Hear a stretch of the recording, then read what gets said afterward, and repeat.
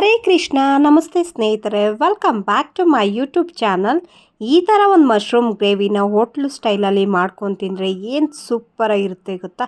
ಬನ್ನಿ, time waste ಮಾಡ್ದಲ್ಲಿ ಹೇಗೆ ಮಾಡೋದು ಅಂತ ತೋರಿಸ್ಕೊಡ್ತೀನಿ. ಮೊದಲಿಗೆ ಒಂದು 5 ಉಂಡೆ ಗೋಡಂಬಿಯನ್ನು ನೀರಲ್ಲಿ ಹಾಕಿ ನೆನೆಸ್ಕೊಳ್ಳಿ. ಅದಕ್ಕೆ ಒಂದು ಇಡಿಯಷ್ಟು ಕಡಲೆಪಪ್ಪನ್ನ ಹಾಕಿ ಅದು ಕೂಡ ನೆನೆಸ್ಕೊಬೇಕು. 2 ಚೆನ್ನಾಗಿ ನೆನೆತಿದ್ದ ಹಾಗೆ ನೋಡಿ, ಮಶ್ರೂಮ್ನ ನೀಟಾಗಿ ಒಂದು 3-4 ಸತಿ ತೊಳ್ಕೊಳ್ಳಿ. ಯಾಕಂದರೆ ಯಾವಾಗ ಸ್ಟೋರ್ ಮಾಡಿರ್ತಾರೋ 2 ಸತಿ 3 ಸತಿ ನೀರಲ್ಲಿ ಚೆನ್ನಾಗಿ ಅದನ್ನು ತೊಳ್ಕೊಂಡು ನಿಮ್ಗೆ ಯಾವ ಶೇಪಲ್ಲಿ ಬೇಕೋ ಆ ಶೇಪಲ್ಲಿ ಚೆನ್ನಾಗಿ ಕಟ್ ಮಾಡಿಟ್ಕೊಳ್ಳಿ. ನೆಕ್ಸ್ಟ್ ಇದಾಗ್ತಿದ್ದ ಹಾಗೆ ಮಸಾಲೆಗೆ ರೆಡಿ ಮಾಡ್ಕೊತಾ ಇದ್ದೀನಿ. ಮಸಾಲೆಗೆ ಏನೆಲ್ಲ ಬೇಕು ಅಂತ ತೋರಿಸ್ತೀನಿ, ನೋಡಿ ಬನ್ನಿ.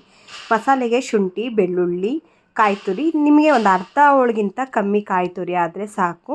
ಮತ್ತು ಏನು ಚೆನ್ನಾಗಿ ನೆಂದಿರೋ ಅಂಥ ಗೋಡಂಬಿ ಮತ್ತು ಕಡಲೆನೂ ಕೂಡ ಹಾಕಿ ಮಿಕ್ಸಿ ಜಾರ್ಗೆ ನೀಟಾಗಿ ಗ್ರೈಂಡ್ ಪೇಸ್ಟ್ ಮಾಡ್ಕೊಬೇಕು. ಇದನ್ನು ತುಂಬ ಸ್ಮೂತಾಗಿ ಇರಬೇಕು. ನೆಕ್ಸ್ಟು ಇಲ್ಲಿ ಬೆಳ್ಳುಳ್ಳಿ, ಶುಂಠಿ, ಈರುಳ್ಳಿ, ಕಾಯಿ, ಒಂದು 4 ಲವಂಗ, ಒಂದು ಅರ್ಧ ಇಂಚಷ್ಟು ಚಕ್ಕೆ, ಒಂದು 1/4 ಚಮಚದಷ್ಟು ಸೋಂಪು, ಇಷ್ಟನ್ನು ಕೂಡ ಹಾಕ್ಕೊತಾ ಇದ್ದೀನಿ. ಇದಕ್ಕೆ ನಾನಿಲ್ಲಿ ನೆಕ್ಸ್ಟು ಮಸಾಲೆ ಏನು ಬೇಕಾಗಿದೆ ಅಂತಂದರೆ ಧನಿಯಾ ಪುಡಿ, 1.5 ಚಮಚದಷ್ಟು ಧನಿಯಾ ಪುಡಿಯನ್ನು ತೊಗೊಂಡಿದ್ದೀನಿ. ಖಾರಕ್ಕೆ ನೋಡಿಕೊಂಡು ನಾನಿಲ್ಲಿ ಒಂದು 2 ಚಮಚದಷ್ಟು ಅಚ್ಚ ಖಾರದ ಪುಡಿನ ತೊಗೊಂಡಿದ್ದೀನಿ. ಒಂದು ಅರ್ಧ ಚಮಚದಷ್ಟು ಅರಿಶಿನ ಪುಡಿ ಮತ್ತು 1/4 ಚಮಚದಷ್ಟು ಗರಂ ಮಸಾಲ ತೊಗೊಂಡಿದ್ದೀನಿ. ಬೇಕು ಅಂತಂದರೆ ನಿಮಗೆ ಇದಕ್ಕೆ ಮಶ್ರೂಮ್ ಮಸಾಲ ಅಂತ ಕೂಡ ಸಿಗುತ್ತೆ, ಇಲ್ಲ ಎಗ್ ಮಸಾಲ ಯಾವುದಿರುತ್ತೋ ಅದನ್ನು ಒಂದು ಅರ್ಧ ಚಮಚದಷ್ಟು ಹಾಕ್ಕೊಂಡು ನೋಡಿ ನೀಟಾಗಿ ಈ ಥರ ಪೇಸ್ಟ್ ಮಾಡಿ ಇಟ್ಕೋಬೇಕು. ಮಶ್ರೂಮ್ನ ನಾನು ಈ ಟೈಪಲ್ಲಿ ಕಟ್ ಮಾಡಿ ಇಟ್ಕೊಂಡಿದ್ದೀನಿ. ಒಂದು 30 ml ಅಷ್ಟು ಆಯಿಲ್ನ ಹಾಕಿ ಎಣ್ಣೆ ಬಿಸಿ ಆಗ್ತಿದ್ದ ಹಾಗೆ ಸೋಂಪು ಕೂಡ ಹಾಕಿ, ಸೋಂಪು ನೋಡಿ ನೀಟಾಗಿ ಅದರಲ್ಲಿರೋ ಫ್ಲೇವರ್ಸ್ ಹೋಗಬೇಕು. ಸೋಂಪನ್ನು ಬಳಸೋದ್ರಿಂದ ಡೈಜೆಷನ್ ಪವರು ತುಂಬ ಚೆನ್ನಾಗಿರುತ್ತೆ. ಹಾಗಾಗಿ ಒಂದು 1/4 ಚಮಚದಷ್ಟು ಸೋಂಪನ್ನ ಹಾಕ್ಕೊಂಡು ಚೆನ್ನಾಗಿ ಎಣ್ಣೆ ಒಳಗಡೆ ಬಾಡಿಸ್ಕೊತೀನಿ. ಇದಾಗ್ತಿದ್ದ ಹಾಗೆ ಉದ್ದುದ್ದ ಕಟ್ ಮಾಡಿ ಇಟ್ಕೊಂಡಿರೋ ಅಂಥ 2 ಈರುಳ್ಳಿ ಆದರೆ ಸಾಕು. 2 ಈರುಳ್ಳಿನೂ ಕೂಡ ಹಾಕ್ಕೊಂಡು ನೀಟಾಗಿ ಡೀಪ್ ರೋಸ್ಟ್ ಆಗಿ, ಯಾವಾಗಲೂ ಪ್ರತಿಯೊಂದು ವಿಡಿಯೋದಲ್ಲೂ ನಾನು ಹೇಳ್ದಾಗೆ ಈರುಳ್ಳಿಯಲ್ಲಿರೋ ಹಸಿ ಸ್ಮೆಲ್ಲೆಲ್ಲ ಹೋಗೋವರೆಗೂ ಚೆನ್ನಾಗಿ ಬಾಡಿಸ್ಕೊಬೇಕು. ಯಾಕೆ ಮೇಡಮ್ ಪ್ರತಿ ವಿಡಿಯೋದಲ್ಲಿ ಹೇಳ್ತೀರಾ ಅಂತ ಅನ್ಬೋದು. ಈರುಳ್ಳಿ ಚೆನ್ನಾಗಿ ಫ್ರೈ ಆದರೆ ನಿಮಗೆ ಒಂದು ಯಾವ ಥರ ಅಂದರೆ ಈರುಳ್ಳಿ ಸ್ಮೆಲ್ಲೇ ಹೊರಟೋಗುತ್ತೆ, ಅದು ಒಂಥರ ರಿಚ್ ಟೇಸ್ಟ್ ಬರುತ್ತೆ. ಹಾಗಾಗಿ ಪ್ರತಿ ವಿಡಿಯೋದಲ್ಲೂ ಹೇಳ್ತೀನಿ, ಈರುಳ್ಳಿನ ಚೆನ್ನಾಗಿ ಡೀಪ್ ರೋಸ್ಟ್ ಮಾಡ್ಕೊಂಡು ನೆಕ್ಸ್ಟ್ ಮಶ್ರೂಮ್ ಹಾಕಾದ್ಮೇಲೆ ಮಶ್ರೂಮಲ್ಲಿರೋವಂಥ ನೀರಿನ ಅಂಶ ನೀವು ನೋಡ್ಬೋದು. ನಾನು ಒಂದು ಡ್ರಾಪ್ ಕೂಡ ಇದರಲ್ಲಿ ನೀರನ್ನ ಆ್ಯಡ್ ಮಾಡಿಲ್ಲ. ನೋಡಿ ಅದೇ ಹೇಗೆ ನೀಟಾಗಿ ನೀರು ಬಿಟ್ಕೊಳ್ಳುತ್ತೆ ಅಂತ ತೋರಿಸ್ತೀನಿ.